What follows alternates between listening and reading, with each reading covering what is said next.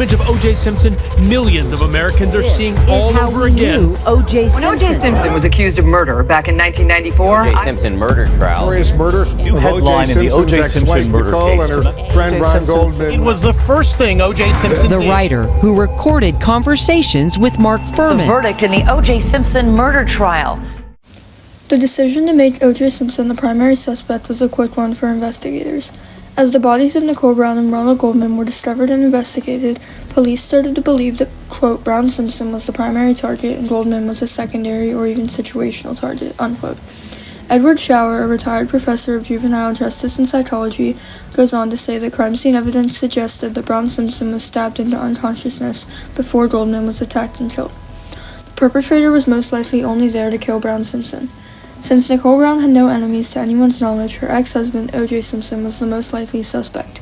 Mike Gilbert, sports agent of O.J. Simpson, spoke of how he had often seen Simpson angry towards Nicole Brown.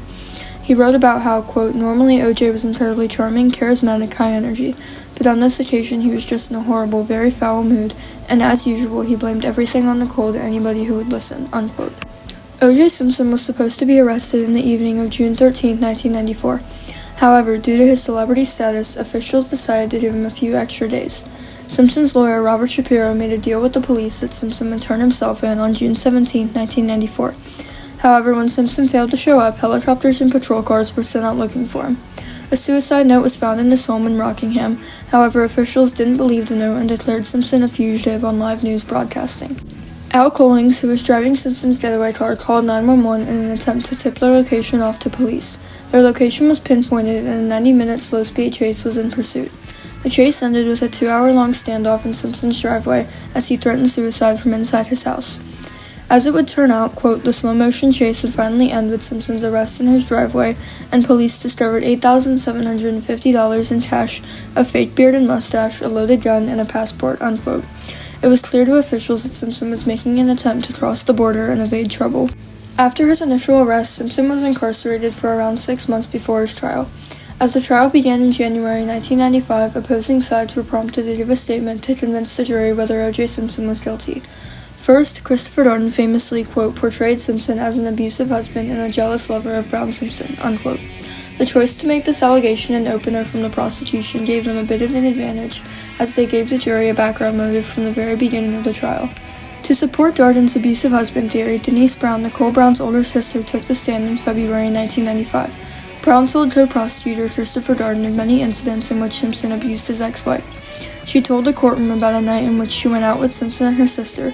Denise Brown testified that the night ended with, quote, Simpson, who ran upstairs, got clothes, started flying down the stairs and grabbed Nicole, told her to get out of his house, wanted all of us out of his house, picked her up, threw her against the wall, picked her up, threw her out of the house, unquote.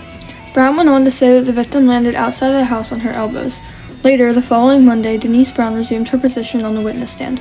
She testified that she took pictures of the victim per her request. As the pictures were shown to the courtroom, Brown testified that she could see, quote, swelling over her right eye and a big bruise, unquote, on her right arm. She also admitted to there being, quote, injuries to the right side of her head, unquote. Following the testimony of Denise Brown, the defense began trying to implement an effective alibi for Simpson at the time of the murders. Simpson's alibi was quickly disproven by Alan Park, who testified on March 28th and 29th of 1995. Park was the limousine driver who took Simpson to the airport on the night of the murders. He proved to be one of the prosecution's most effective witnesses.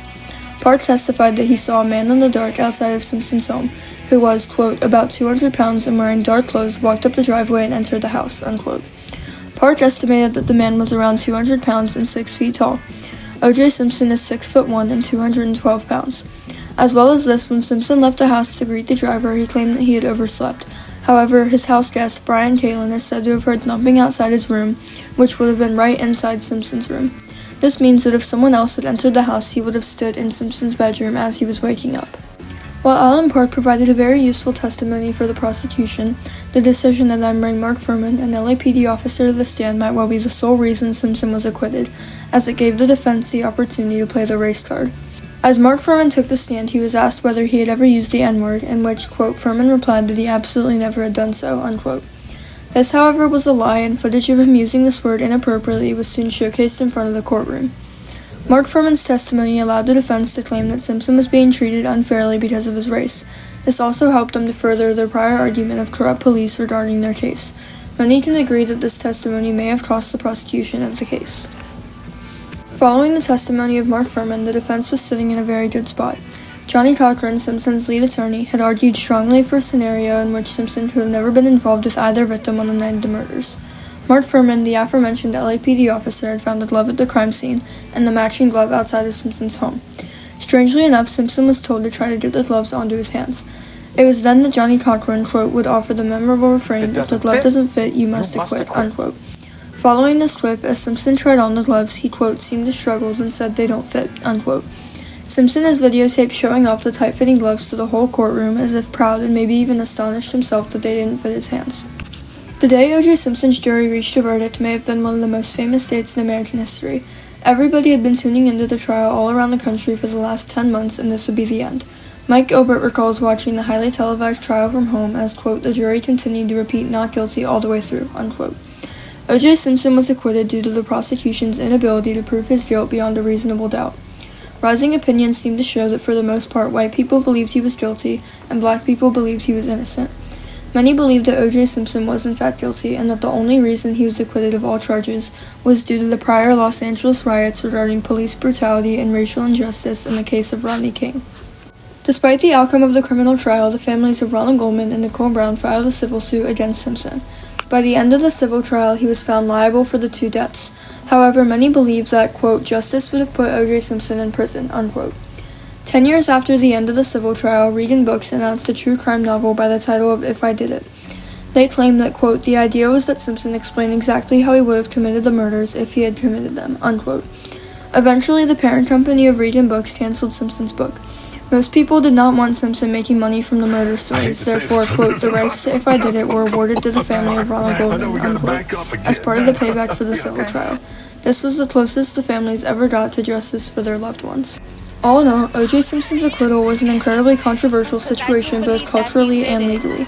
Following the criminal trial, African American men felt unsafe in Los Angeles as they believed the LAPD was against Simpson because of his race, specifically in instances like possibly planted evidence.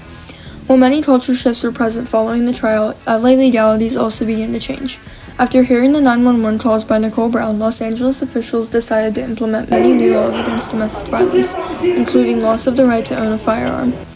In conclusion, an unbelievable amount of evidence was presented against the defendant and he was still acquitted of all charges. This proves that justice was not served in the people of the state of California versus Orenthal James Simpson. O.J. killed everybody in that driveway.